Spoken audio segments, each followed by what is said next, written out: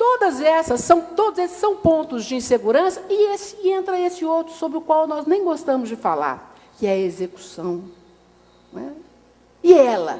E a execução, de que nós nunca falaremos o bastante, de que nós não temos nem coragem de falar. E ela? E a sanção vivida na essência? E Kelsen vivido na essência? Porque Kelsen que diz norma, sanção, dentro da estruturação. Sanção é execução forçada, ele diz isso, né? Que tal se nós ouvíssemos aí, ministra, falou dos oficiais de justiça, os agentes penitenciários, os oficiais de justiça, para entender como é que é segurança e insegurança em torno do processo de fazer execução, de fazer cumprir a sanção, de fazer a sanção. Pode mudar. E o juiz, ele pode criar? Ele cria. Ele cria com a lei, sempre criou. Eu pus aí embaixo o bom juiz Manhot. Quando eu estudava na faculdade, hoje eu pergunto, até ontem eu perguntei para os meninos lá se ainda falam do juiz Manhot, todo mundo falou assim. Mas na minha época de faculdade, o juiz Manhot era muito referido. O juiz Manhot, ele fez absurdos na França. Aí um dia um amigo deu para nós o livro com as decisões do juiz Manhot. Tudo aquilo que o juiz Manhot fez, que era um absurdo no princípio do século XX, virou lei. Então, o juiz cria sim. Faz parte da atuação dele. É claro que se ele faz isso, ele vai fazer uma loucura, ele tem que fundamentar isso enormemente, tem que ter responsabilidade com as consequências do que faz. Mas isso é inerente no sistema. Não deve ser propagado, não deve fazer alarde disso, mas faz parte disso.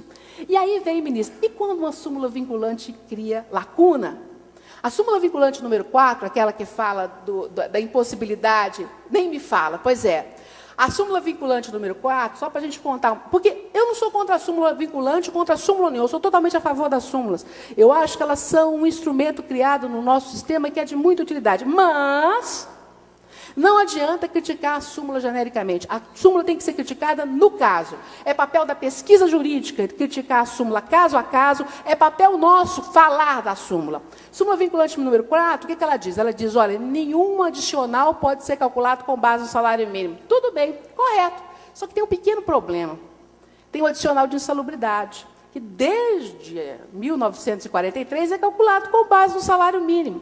Então, essa súmula que estabilizou uma interpretação corretíssima do ponto de vista constitucional, ela criou uma lacuna. Ninguém fala em lacuna. Eu tenho 3 possibilidades, e todo caso em que se deduz pedido de adicional de insalubridade na Justiça do Trabalho, ele tem um item. O empregado quer que aplique um salário maior.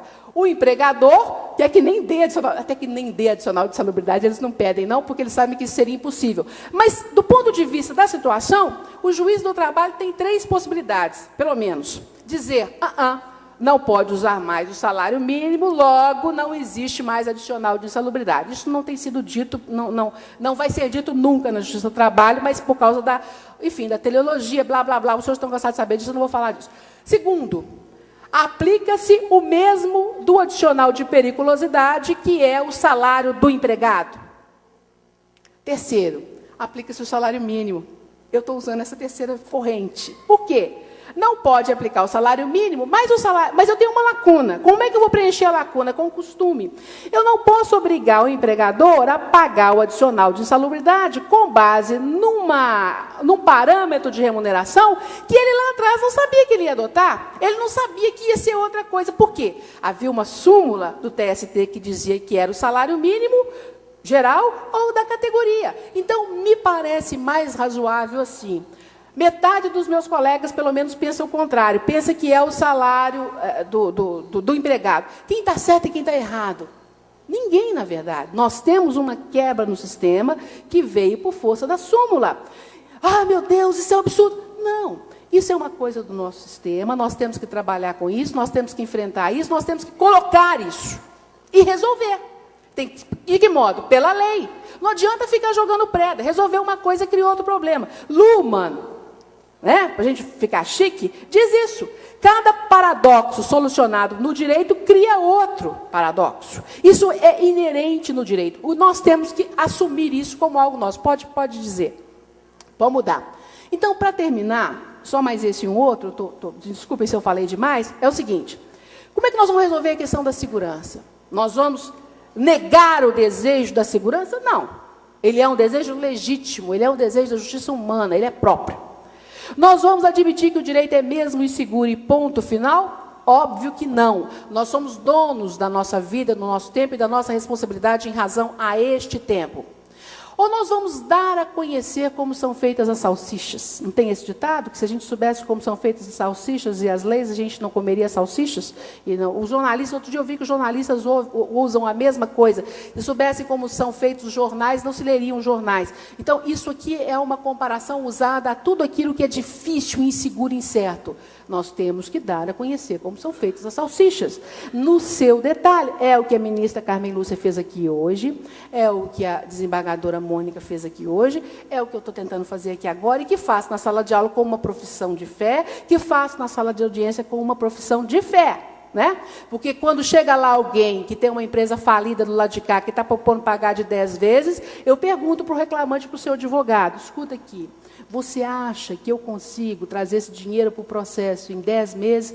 Normalmente é um silêncio sepulcral, eles pensam, e aí eles acabam fazendo um acordo, porque eu não vou conseguir trazer em 10 meses o dinheiro para o processo, nem com base em júri, infojúri, renajúri, não tem, porque não tem dinheiro. Então, se pagar de 10 vezes, está bom demais. Ele vai chegar antes do que eu conseguiria. Isso chama primazia da realidade. Então, a certeza de que os problemas são de variada natureza e complexidade. Para cada problema deve haver um tratamento peculiar e adequado. Não há solução de morosidade a partir de uma só iniciativa. São várias em todas as esferas e abrangem os advogados. Não há solução do problema da interpretação de uma única tacada, não há solução de nenhum problema. Para cada problema, a certeza de que ele se conecta com outros problemas e com suas soluções. Para cada solução, a certeza de que dela virão paradoxos a serem enfrentados. E, finalmente, o seguinte, como resolver, então, a questão? A importância de narrar as questões sem medo e com a franqueza total. Eu tenho um programa de rádio, na Rádio Justiça, chama Direito é Música. E lá eu conto as histórias e ponho uma música para ilustrar. Tenho feito isso há 3 anos, o programa é produzido aqui na Rádio UFMG, e me dá uma alegria imensa de poder contar essas histórias. Eu não sei quantas pessoas me ouvem, não sei quem é meu público. Alguns me mandam e-mails, tal, tem uma reação muito pequena.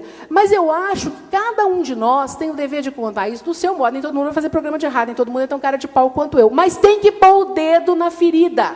Nós temos que assumir como juízes, como professores, como doutrinadores isso. Então, aí, que vozes?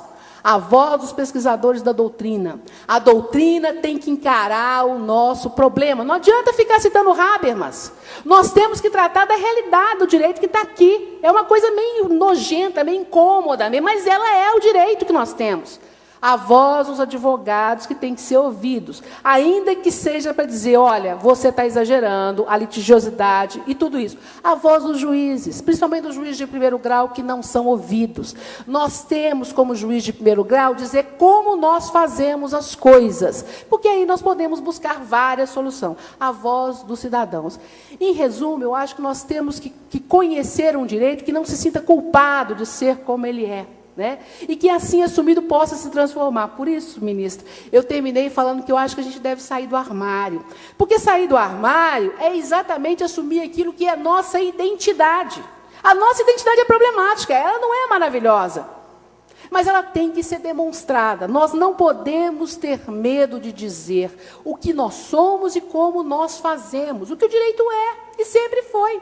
E as pessoas entendem quando a gente diz. Muito obrigada. Desculpem se eu falei demais, desculpem se eu exagerei, mas me deu muito prazer preparar esse material e muito prazer estar aqui com os senhores. Muito obrigada.